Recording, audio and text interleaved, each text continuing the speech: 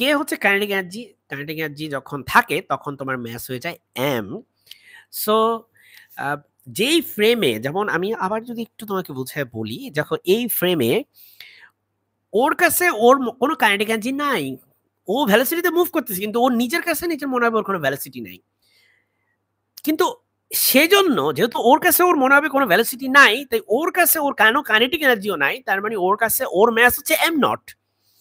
C, ওর কাছে ওর কোনো kinetic energy নাই, সো ওর মাস হচ্ছে m not.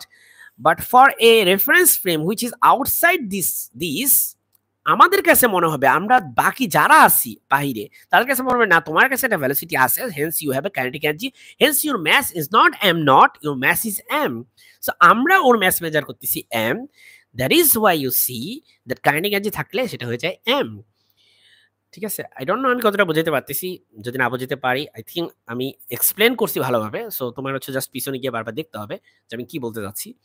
So now you take the integration of dK, and that is very simple. তুমি জানো যে এই ক্ষেত্রে ইন্টিগ্রেশনের এই সাইন আর এই ডিফারেন্সিয়েশনের এই সাইনটা, এই দুটো কাটা যায়। এভাবে চিন্তা করাটা এক ধরনের অপরাধ ম্যাথমেটিক্সের দৃষ্টিকোণ থেকে, but for the purpose of the video we can think like that. So আমাদের শুধু কে থাকে এবং আমরা হচ্ছে লোয়ার লিমিট আপার লিমিট বসাবো। লোয়ার লিমিট আপার লিমিট আগে বসাইতে হয়, তারপর লোয়ার লিমিট বসাইতে হয়। তাহলে কে minus zero, simply just k. আর সি স্কোয়ার তো আছে এখানে, একই রকম ভাবে এটা কাটা, তাহলে শুধু এম থাকে। হ্যাঁ, এটা কি হয় দেখো, আমি একটু আলাদা করে দেখাই। এটা হয় শুধুমাত্র এম, ইন্টিগ্রেশনটা আপার limit M R lower limit হচ্ছে এম নট। অথবা তুমি এভাবে ভাবতে পারো যে ইন্টিগ্রেশন অফ ডি কে, এটা তো simply just k plus C, এটা আমরা জানি যে এটা আমাদের এই লেভেলে ইন্টিগ্রেশন তোমরা পড়ে আসছো already. So now you have the upper limit which is m, so plug in m here, first m বসাও, তারপর হচ্ছে m নট বসাও, মাঝখানে একটা নেগেটিভ চিহ্ন দাও, দেন তুমি যেটা দেখতে পাচ্ছ যে তোমার কাইনেটিক এনার্জি ভ্যালু আসছে m c square minus m not c square. and that is true because তোমার রেস্ট এনার্জি হচ্ছে m নট c স্কয়ার। তুমি যখন তোমার এনার্জিকে রেস্ট অবস্থায় মেজার করবা, তখন তোমার rest mass is m not, তার সাথে c স্কয়ার গুণ করলে তোমার rest energy. and that is when you move, যখন তুমি মুভ করো তখন আউটসাইড, মানে অন্য যারা ফ্রেমে আছে তাদের কাছে তোমার মাস হচ্ছে m, hence your energy is mc square, hence your kinetic energy should be this new energy, new total energy। তোমার টোটাল এনার্জি এখন হচ্ছে mc স্কয়ার, এবং তা থেকে তোমার রেস্ট এনার্জি বাদ দিলে তোমার কাইনেটিক এনার্জি পাওয়া যাবে। সো তোমার কাইনেটিক এনার্জির সাথে যদি এই টার্মটা যোগ করি, দেখো এই টার্মটা, এটা হচ্ছে তোমার যখন তুমি রেস্ট অবস্থায় ছিলা, সেটা যদি যোগ করি তাহলে তোমার টোটাল এনার্জি এখন পাওয়া যাবে, যেটা হচ্ছে তুমি যখন মুভ করতেছো তখন আউটসাইড অবজারভারদের জন্য এটা হচ্ছে তোমার total energy, not for you, right, for the outside observer. And that is the energy of of a particle of a system, যেটাই বলো, এবং সেটা হচ্ছে ইকুয়াল টু হচ্ছে MC square, hence it is proved.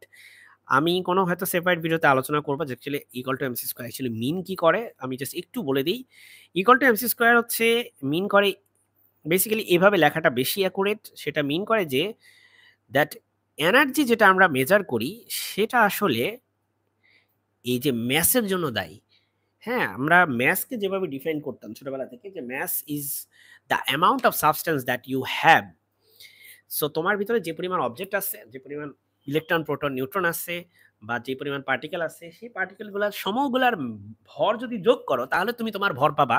এই কথাটা আমরা ছোটবেলা থেকে এভাবে জানতাম, বাট যেটা সত্য না, কারণ আমাদের সব পার্টিকেলের ভর আমাদের 10% ভরের জন্য দায়ী না।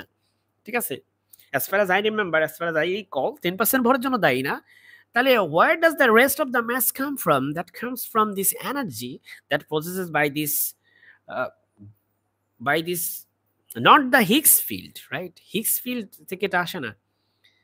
সো সেজন্য সেটা আসে হচ্ছে যে কোয়ার্কগুলো থাকে তাদের যে মধ্যে যেই পোটেনশিয়াল এনার্জি থাকে সেখান থেকে আসে।